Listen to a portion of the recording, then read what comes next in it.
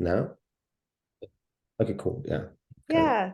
So welcome. Thank you so much for joining us for this after film discussion. My name is Aviva McClure. I'm the festival director at the Cascade Festival of African Films, and we just watched the powerful film Father's Day.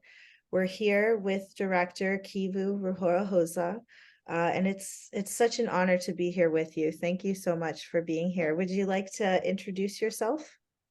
Thank you, Aviva, for having me, and thank you, Cascade, for programming my film.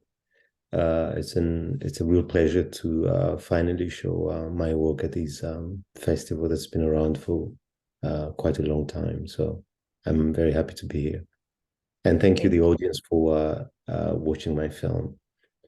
you. Thank you. So I'd like to just kind of start with an opening question. What was your inspiration for this powerful film and this powerful journey that you just took us on? So for the past two and a half decades in Rwanda, they, we've seen the changing nature of fatherhood and masculinity, and this was the direct result of of the genocide. So the 1994 genocide against Tutsis took us 1 million humans, and that included a lot of men who had been killed by other men, and those who perpetrated the genocide ended up in jails, or they ended up fleeing the country to avoid accountability. So we ended up with this hole in our demographics. We ended up with this community, like the national community had been completely shattered, and not only were there very few men who had been removed from society, but those who remained, the authority had been quite their natural authority was now being questioned, because they had been the cause and the executors of these atrocities.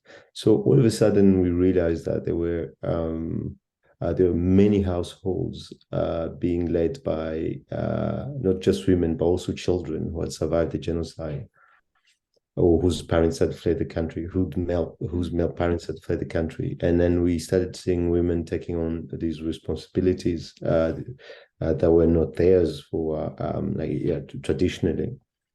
And so it happened in that kind of energy of like survival, trying to rebuild the country, and then we were not theorizing over it. And then as we were growing up, these debates about toxic masculinity were now starting to become a thing on social media, and we were reading a lot about the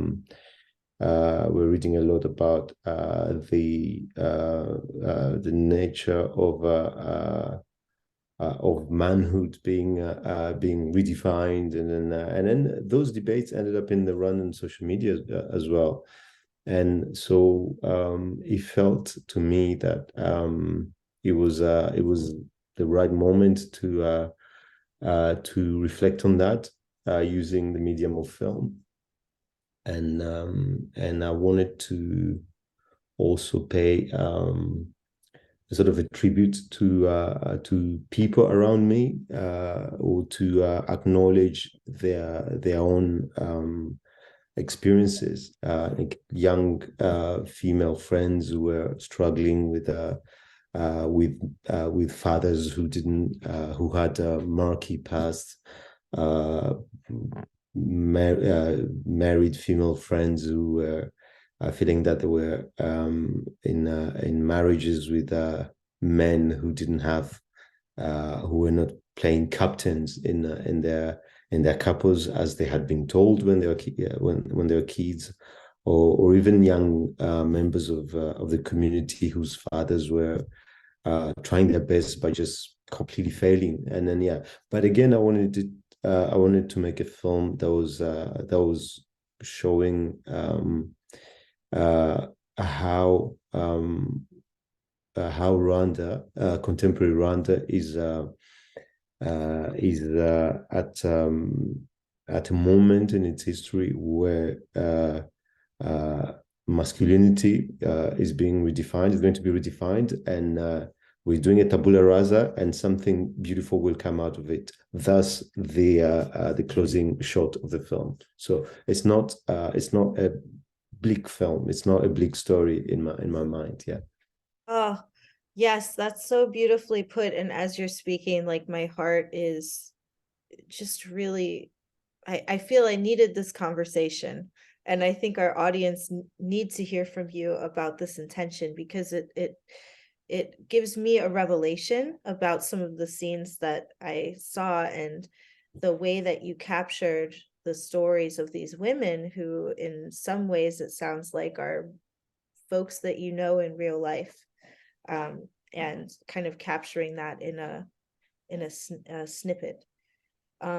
And I hear you talking about that changing nature of the role of fatherhood, and I think that that's why I also appreciate this film, is that it's not supposed to be easy, right? It's not supposed to be an easy story to consume. And I'm curious with regard to that ease, like you made this choice in the beginning of the film to use very little dialogue for the first 15, 16 minutes of the film. So I'm curious about your intention with that, and as we get to know these characters in these stories. The the first few minutes of the film, the I wanted it's this of course I'm setting up the scenes and the characters, and at the same time I like to so it's a personal thing of mine where I feel sometimes like I need to. It's not testing the patience of the audiences, but it's like letting them come in slowly, and then flood them with information without any words, just so that they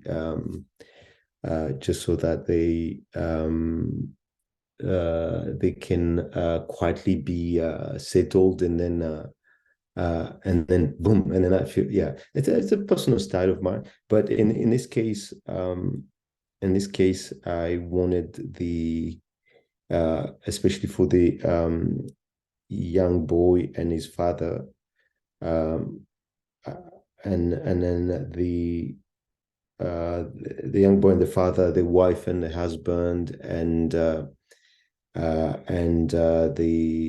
young woman. I wanted to show like a crisis of communication in some sort. Is that like there's no much that's being said. There's no communication is broken. These people just like they interact, or they're around each other, but there's they live like a permanent moment of a permanent state of crisis, and then I also wanted to show um, I wanted to show the a sort of escape for the young woman, because the her character was supposed to be quite larger in my initial idea, but because of budgets and things, we were not able to shoot everything we wanted to. But there's some scenes that are cut that were showing her being away from home, and then just pushing and pushing and pushing the moment of going back, and then avoiding to talk to her father over the phone to tell him when she's going back, just again to insist on that crisis of communication. And so those, yeah, vaguely, so those were the ideas that were playing in my mind for that initial part. And I also was wanting to show three types of fatherhood. like a very incompetent type of fatherhood that's for the father and his son, and then a reluctant fatherhood for the man who's refused to be a father to his wife's son, and a fatherhood that's that has been stripped of its authority because of past sins, and so all those elements were there. I don't know if they come across as I intended them to, but that was the idea. I appreciate hearing that, and now I can see that juxtaposition of the three different types of fatherhood, and even the way that played out so beautifully in a visual sense, with regard to the scenes that you created. I'm curious too, you spoke a little earlier about the characters. What was the process of selecting actors to play these very big characters? And how did they prepare? Yeah. So in Kigali, because Kigali is a really small town and we all know each other, so it's quite risky if I'm not careful enough. I might end up working with just people that I know, and it might be a disservice to the film. So for this film, I just did a classic casting. Classic casting, and then we did a call for actors, and then I saw tens of kids, and but the first person that I saw for my auditions was the woman who ended up playing Zaninka. She was the first one to show up because she's a teacher usually in secondary school. So she was there very early, and then we met, and then I asked her to improvise a few scenes, and then I told her to play some scenes that were written, and I hated the fact that I was saying to myself, "Oh, I'm going to work with her. I want to work with her immediately," because I was like, "No, I need to see everybody else, because otherwise, if I have this in my mind, it's going to ruin the auditions with other actors." And then and for Aline was the young woman. She was the very last one that I saw after seeing tens of other actresses. And for the kid, that kid is a star in a local TV series, and and then he blew me away because I wanted him to audition with the guy who plays his father, and then I tried him with other actors, and then I think just to see the chemistry, and he was a complete consumed professional. But very quickly, the way my process for these roles was also to meet these actors, and then have tea with them, have a drink with them, and then just to talk about the film, to talk about their philosophy when it comes to art, to these social discussions back home, and then quickly I realized that so many of these actors, because they come from the same society that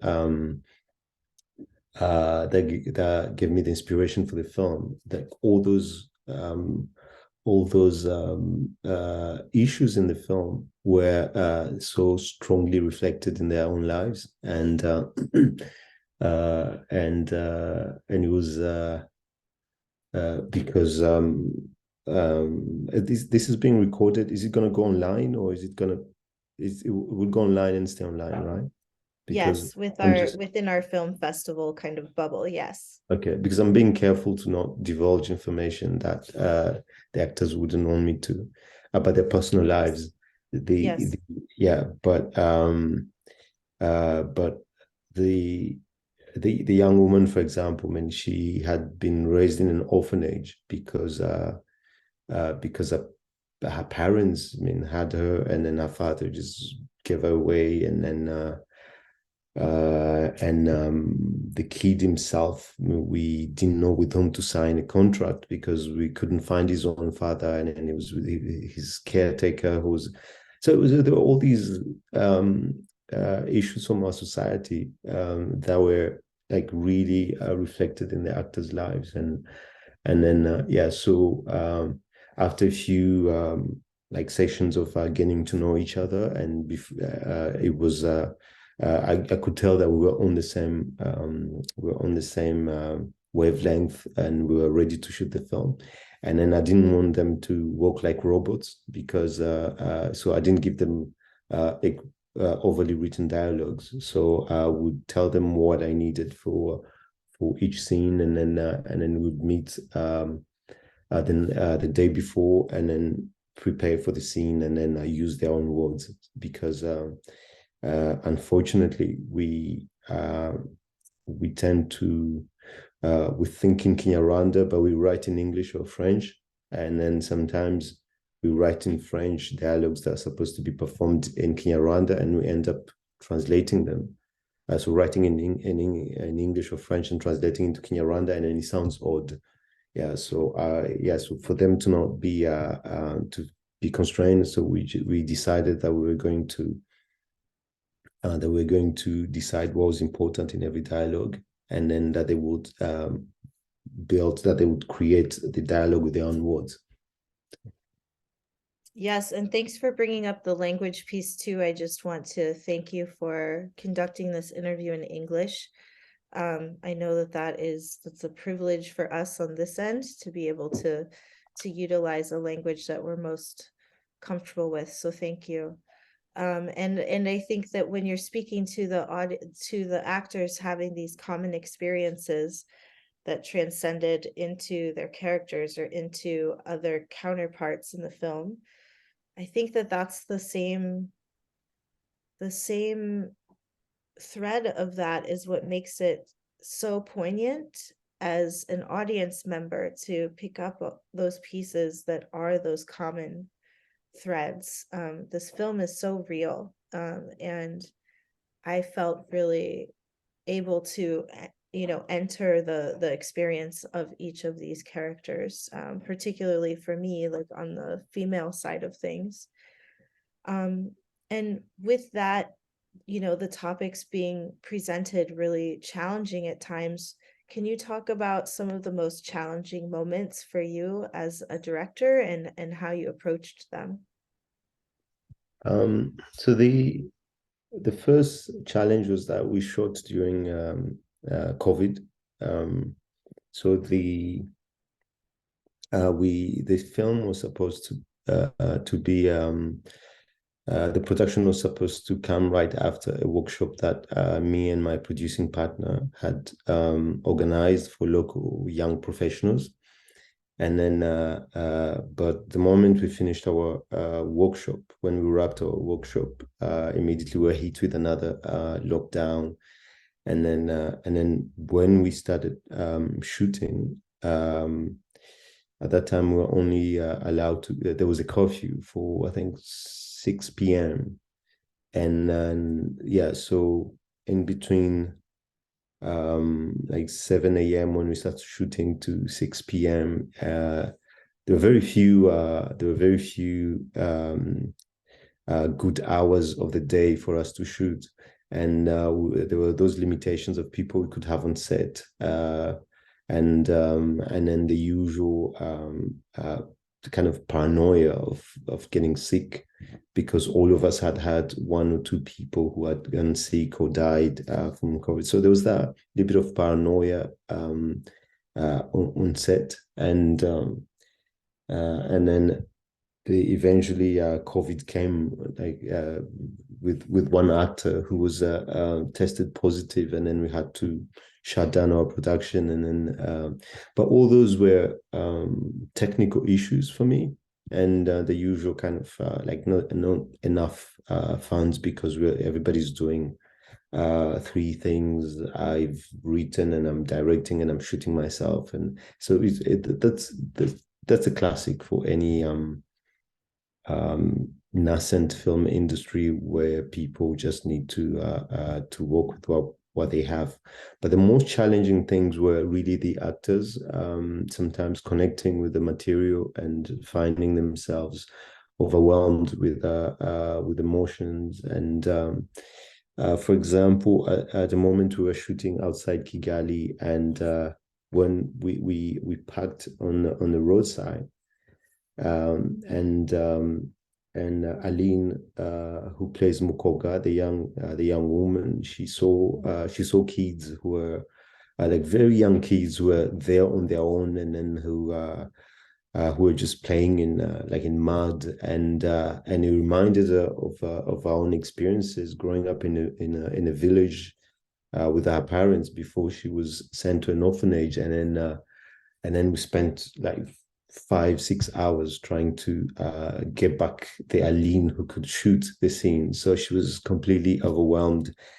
Or the fact that when we're shooting a scene where Zaninka is looking on the road where to put flowers, and then after this, when after shooting 3 4 takes, I could tell that something had happened, and then I was trying to understand why it was, because we had some more things to shoot, and it's Zaninga's own the actors, her name is Kaitesi. Kaitesi's own father had been killed during the genocide and left on the road. That's what her father had been killed on and left on the road of, like for days. Uh, so, so there were all these triggering things, and we were trying to navigate them, and we were trying to support each other. And so those were the real challenges, dealing with with the experiences of everybody, including people in the crew, who sometimes in between takes would or during lunch break, where we'd be just having a light chat, and then people saying, "Oh, I wasn't raised by my father so and so reasons," or "I was raised by my father." But yeah, so we're talking a lot about these things, and we were trying uh, to be candid with each other and to be supportive. Yeah, but most of the time, those were the real issues, and there were never 2 days without something coming up. Or sometimes it would be the young boys caretaker who had to do something, and then, or when people were advising us that we had signed the contract with the wrong persons because his father maybe was somewhere in town, and then so there was always something that would come to remind us that the things in the film, the thematics in the film, they're everywhere around us. So that was yeah. So that was challenging, but it was also a good thing for us to be able to talk about them while shooting, after shooting, in the evening, and then when we're talking about rewriting a few scenes, and then when Andre, who plays the husband, when he started coming to shoot his own scenes, because in real life he does couple therapy, and then yeah, so he would bring his own bonhomie and his own like experience on set, and trying to comfort everybody, trying to give his own experiences of being a man and a husband and a father. So it was, yeah, so those were challenges, but it was a wonderful it was a wonderful experience, all in all.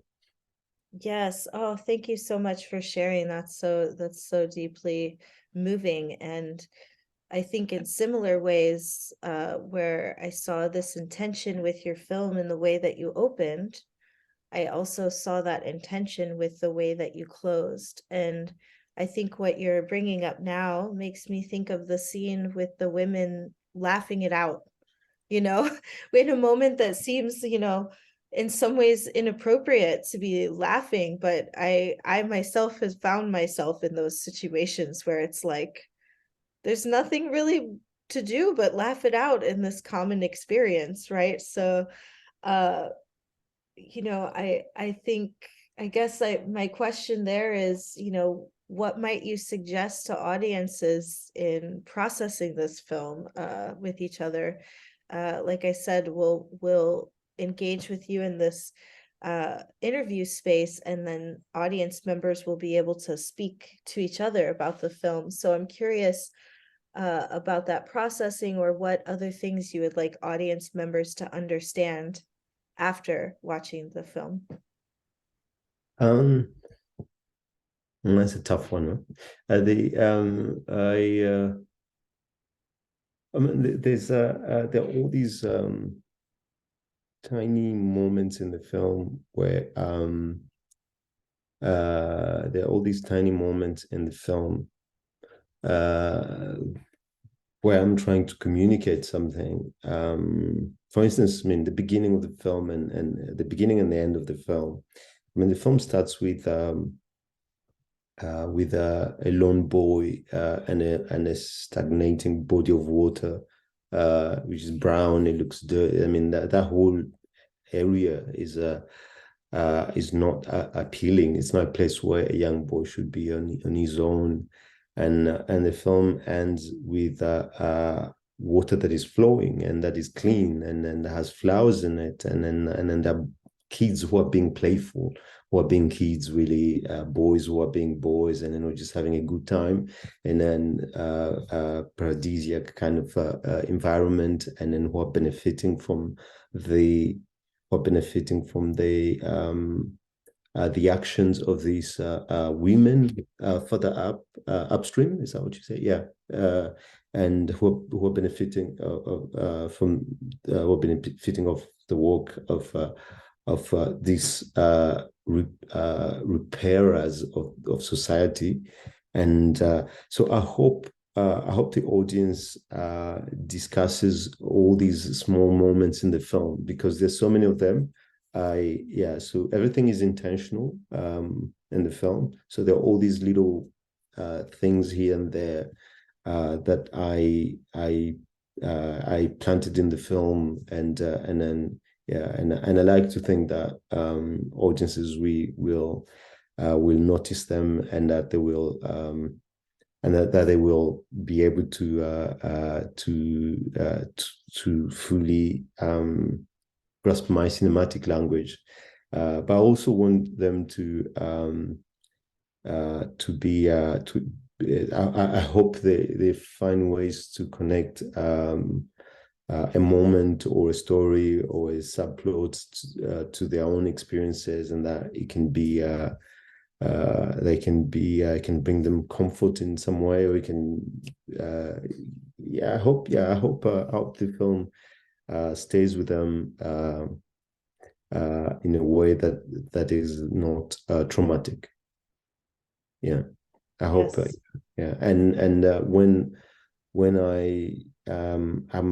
there's some people might have thought that I'm pessimistic with this film, especially because of the boys and his father, but really it's not. It's not. It's a very it's a very positive story. If I had the time and the energy and the resources, I'd probably do not a sequel, but I would do something else to show these characters maybe as minor characters in another story, just to show where I imagine they would end. Yeah.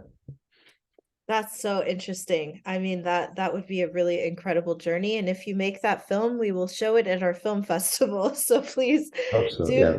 do let me know. I mean, yes, for me, I feel so honored to have watched your film. I came away feeling hopefulness in the connection, and hopefulness in the fact that it is about this human connection around this experience, right? And until we shine a light on some of these dynamics, we can't raise the next generation to confront it, right? I myself am the mother of a boy and a single mom. So for me, the film was hopeful and uplifting in those ways, as well as just the shots and the painterly quality of the scenes themselves that really were so visually engaging. And And I really appreciated that in the film as well. So thank you. Thank you. Yes, yes. And speaking of sort of thinking about what's in the future, I know sometimes it's difficult as a director or a filmmaker to speak about that.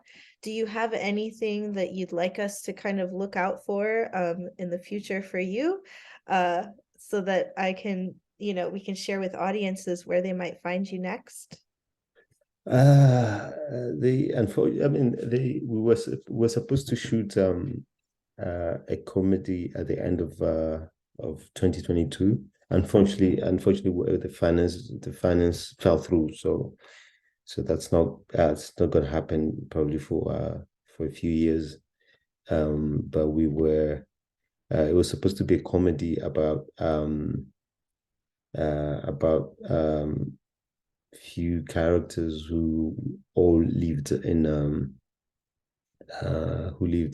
orphanage together, and then we see them when they're 25, 26, between 25 and 30, like if a women only orphanage, and then we see them like having, what have they become basically, and I wanted to show to show this generation of Rwandans who were born after the genocide, and how they're just living the wildest lives, that their